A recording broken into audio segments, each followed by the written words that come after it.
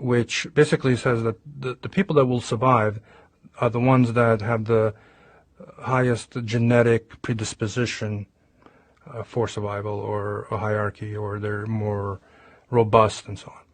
See, that system inevitably devolves into looking at humanity in three ways. One is the superhuman, called the Übermensch. The other is human, and the other is subhuman. Now, it sounds like a fairy tale, right? Except that if you go back 80 years ago, this philosophy led to the global war and death of over 200 million people. So it's not a fairy tale. And what do I mean? The Nazis believed that the Aryan race was descendant of Nordic gods, and they used to call themselves Übermenschen, superhumans. They believed that the Anglo-Saxons, the Europeans, basically, Western Europeans, were human and were meant to be subjugated and enslaved to serve the superhumans. And the subhumans, the Jews, the Gypsies, the Slavs, the handicapped, and those that politically didn't agree with the Nazis, were subhuman and were meant to be turned into vapor, dust, by being burnt or buried alive and murdered. 40 of them were my family. So this way of looking at humanity exists, and it didn't go away after World War II. It just went to sleep. It's resurfaced now, but it's not anti-Semitic, to be honest. It's a completely different way of delineating who is superhuman and who is not. There's a group of people that really believe in their own superiority, that believe that they have a higher level of consciousness, that they've evolved to a state of enlightenment that enables them to dictate to others or to the world how many people should be in the world, how long you should live, and other details. For example, in 2015, Bill Gates, in a TED lecture, so going back to, so Bill Gates makes an announcement that the world population needs to be reduced. He has his calculations and global warming, whatever his calculations are.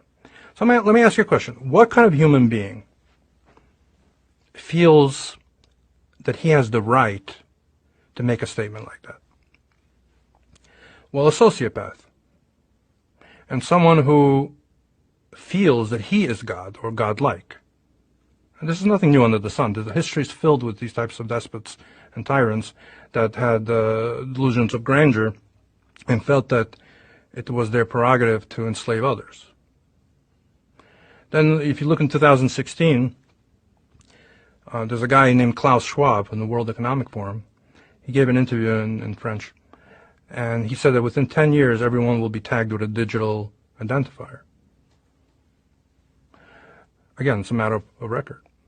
So what entitles a person to make that type of statement? And then if you look at the agenda of these people, which has now become the 2030 plan for the UN, they say some very interesting things. One is America will no longer be a superpower.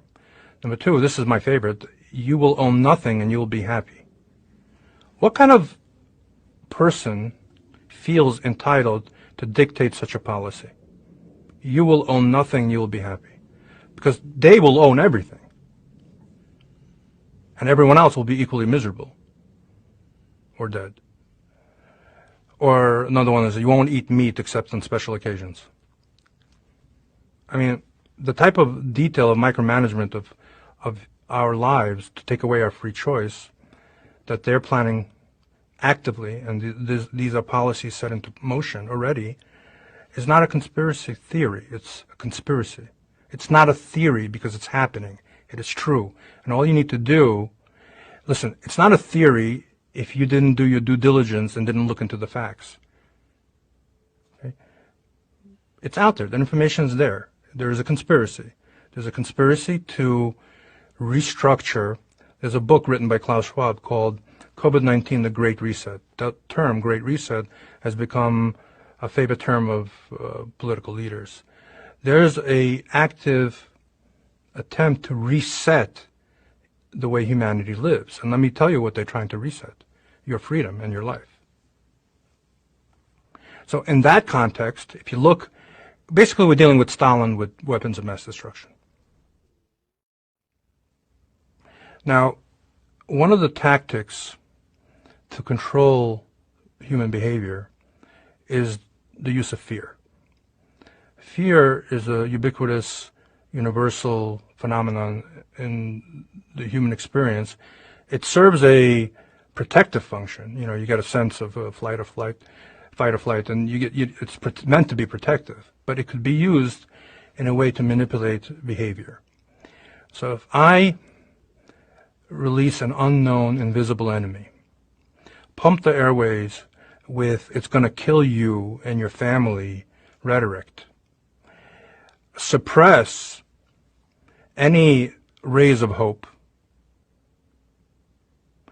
and advocate for the use of an experimental, unknown, and definitely unsafe liquid, it is very easy to steal the consciousness of humanity away from the divine and lead them to essentially idol worship. In other words, I begin to allow my fear to guide my behavior, which is to find a human source for the alleviation of that fear. So who could that be? Well, it could be your government officials, or we're here to protect you, we're here to help you. It could be the vaccine industry, we're going to give you a shot which will help you and save you, and so on. Credentials. It goes on, let's say, YouTube, and offers an opinion. And because that opinion is not in line with the World Health Organization's principles, that's what they say, that it's against the standards of the World Health Organization, that's why it was taken off, he gets deplatformed. So that's another element. You take into context, you know, you would think that living in a democratic free society, you'd have the right to debate the utility of things. So some doctors may say they believe in this, or this is why. Other doctors may not. They have a debate. The debate could last for years. But eventually you reach a deeper level of understanding and truth, which then helps everyone. Now, if you censor and suppress the voice of the opposition, that's no longer freedom.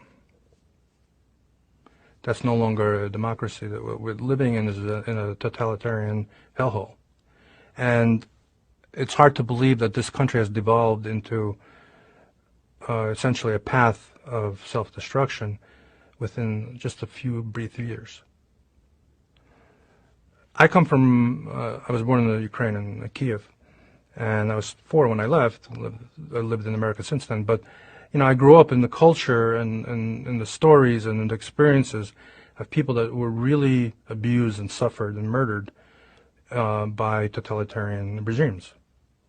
So I'm sensitive to the impending tyranny.